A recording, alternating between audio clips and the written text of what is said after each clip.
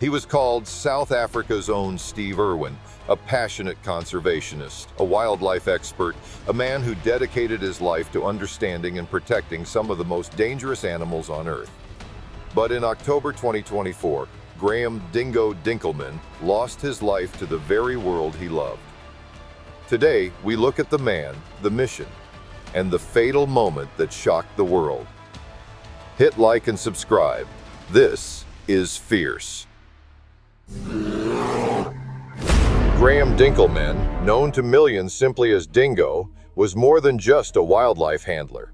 He was a storyteller, a protector of reptiles, and a relentless advocate for conservation.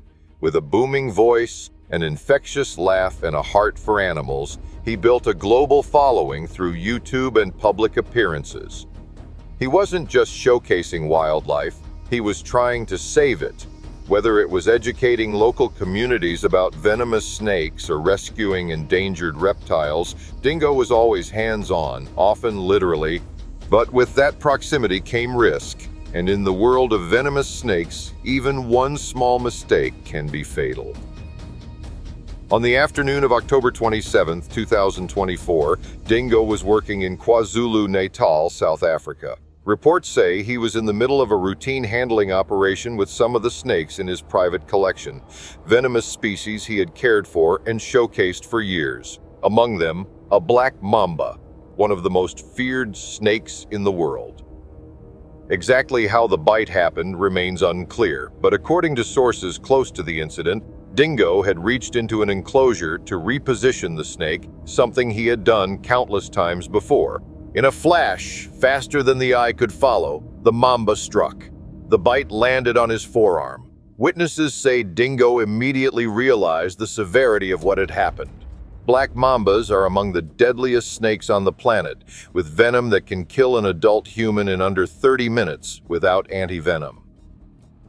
Dingo's team acted fast. Emergency services were called immediately. He was rushed to a hospital in the Hillcrest area of KwaZulu-Natal. But black mamba venom acts fast. It attacks the nervous system, causing paralysis, respiratory failure, and cardiac arrest. Without an immediate and precise dose of anti-venom, survival is rare. Despite the best efforts of paramedics and doctors, Dingo's condition deteriorated rapidly. He passed away later that night in the hospital, leaving behind his wife and children, and a grieving global audience who had grown to love the fearless snake whisperer. The black mamba, Dendroaspis polylepis, is native to sub-Saharan Africa and is widely feared for good reason. It can reach speeds of up to 12 miles per hour, is highly aggressive when cornered, and delivers a potent neurotoxic venom.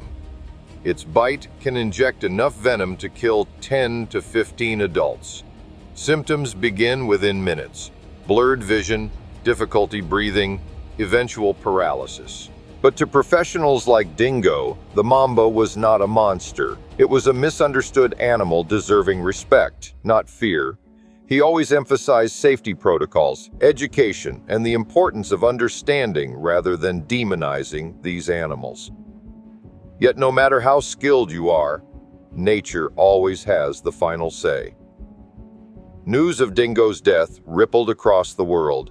Fans flooded his YouTube channel with messages of grief and admiration.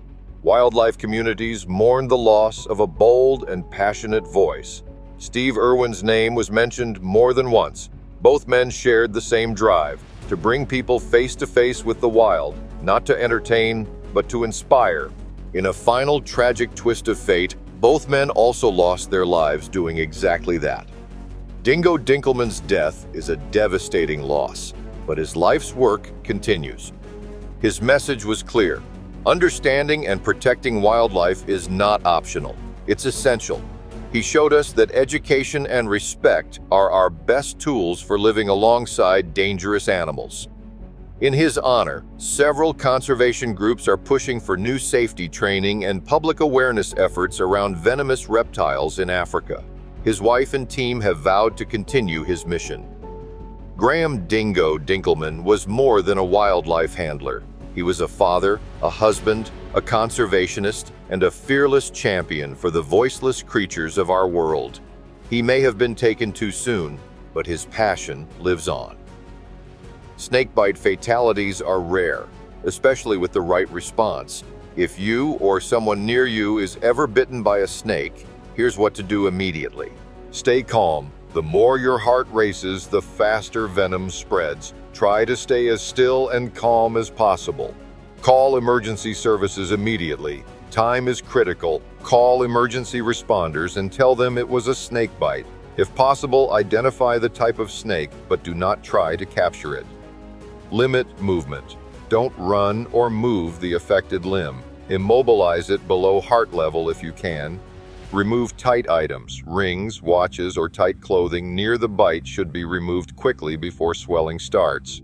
Avoid applying a tourniquet or any home remedies. Monitor breathing and pulse. If the victim becomes unresponsive, perform CPR if trained. Remember, every second matters. Immediate medical attention and anti-venom are the only real treatment. Survival is highly likely if you act fast and smart. If you've been moved by this story, please subscribe for more wildlife documentaries and true survival stories. When you kiss your children goodbye as they leave for school each morning, you don't for 1 minute expect it to be the last time. But that is exactly what happened to 17-year-old Melody Chiputura's parents in Zimbabwe on January 12, 2023. Melody was a Form 6 pupil at Rushinga High School in Mashonaland. Situated in northern Zimbabwe, the region largely consists of rolling hills, river valleys, and is bordered by the Zambezi River. She was a dedicated individual who took her education seriously. Whenever there were events at the school, she would help out with the cooking and catering. She was expected to do very well in her advanced level exams, but that Thursday afternoon in January was to be her last. Not long back from the festivities of the holiday season, the students were getting back into the swing of things as the school day wore on. As was usual on Thursday afternoon, Melody and her classmates were outside playing sports. Their shouts and laughter traveled across the school playing fields. But something was drawn to the school grounds that afternoon. Perhaps vibrations through the ground of children playing. Perhaps a particular smell, promising prey nearby. It was a silent killer. One of the most feared snakes in Africa, the black mamba. So called for the black inside of its mouth, these snakes contain enough venom to kill 6 fully grown men with a single bite. They can grow up to 9 feet long. Although they are shy of humans and try to avoid conflict, they are also known to be naturally aggressive snakes, unafraid of striking if something or someone comes too close. They seem to have no fear. And although there is an anti-venom available, it is a race against time to receive treatment, as some people are dead within 45 minutes of a black mamba bite, and all within 16 hours if left untreated. A black mamba hatches from its egg with around 2 to 3 drops of venom in each of its fangs. As an adult, that increases to as much as 12 to 20 drops. However, just 2 drops of venom is enough to kill a human. But the school wasn't in typical black mamba habitat. They prefer long grass or sugarcane fields where they can hunt for small rodents and birds in the undergrowth. The school's grass was cut short. There was no overgrown brush near the school. Even so, a deadly black mamba made its way onto the school field. The loud shouting and noise coming from the sports ground must have frightened the snake inside. Silently, it slid up the concrete steps and in through the school doors. The school was quiet and calm. The snake worked its way down the corridors and into an empty classroom. The people of Zimbabwe are no strangers to the dangers of black mambas. Only 5 months before, 3 members of the same family were struck down by a black mamba in a mountainous region of the country. None of them survived. In Africa, most deaths caused by snake bites are attributed to the Cape cobra and the black mamba.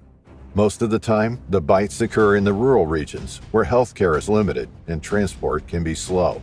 Anti-venom is essential to treat the victim and is the difference between life and death. It was nearing the end of the day. Melody and the other students had finished their sports and made their way inside to their classrooms to be dismissed for the day. It was just before 4 p.m., just before home time, when Melody would walk back to her house and greet her parents like she did every day. But today was not like any other day. She didn't notice a dark gray reptile on the floor near her chair. It was lying still until its head began to rise up from the rest of its body. It could see the students piling into the classroom, and its instincts began to kick in. Its defensive and aggressive killer instincts. Melody dutifully sat down, waiting for the teacher to come in and dismiss the class. As she sat down, she felt a sharp, needle-like pain on her thigh. She looked down, and to her horror, she stared right into the face of a black mamba, its black eyes looking up at her as its head was raised 2 feet off the floor. Its mouth was agape, showing its deathly black mouth. Its tongue flicked in and out, and it hissed menacingly. Melody screamed, crying out that she had been bitten by a snake. Her fellow pupils turned to see the black mamba raised to strike again. They leapt out of the windows, screaming as they did so. Staff rushed to the scene and inspected Melody. Within 5 minutes, Melody was already on the way to Rushinga Medical Clinic. The snake was definitely a black mamba. Nobody could mistake it for anything else. Everyone knew it, and everyone knew that time was of the essence. If Melody had any chance of survival, she needed anti-venom right away. The venom was now coursing through her body, working its way to the central nervous system. Her thundering heart, pounding in her chest from the panic and fear that gripped her, only accelerated the toxicity of the venom. There was nothing anybody could do to slow down the diffusion of the toxin. At first, Melody felt a tingling sensation in her thigh, where the snake had bitten her. It spread throughout her leg and into her other limbs. Very quickly, her breathing became labored, and her body began shutting down. The black mamba's venom works by affecting the transmission across the motor end plate of nerves. This stops messages from crossing from the nerves to the muscles, essentially causing paralysis. This means the muscles involved in breathing and in keeping the heart beating cease to function, and the victim dies from cardiac and/or respiratory failure. Cardiac and respiratory support can be applied to keep the victim alive while the muscles are otherwise paralyzed. Antivenom is administered intravenously, as uptake from a muscular injection is considered too slow. Melody's parents recalled while she was en route to the medical clinic.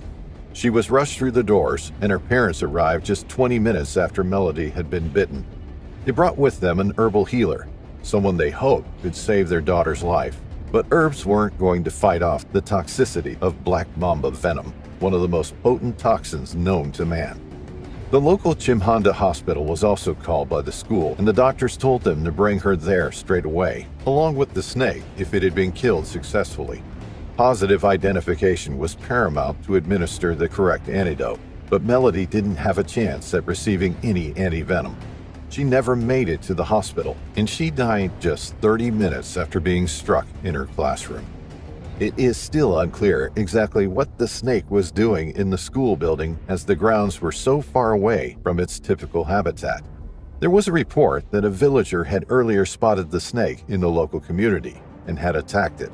The snake then slithered off and found refuge in the relatively quiet school classroom.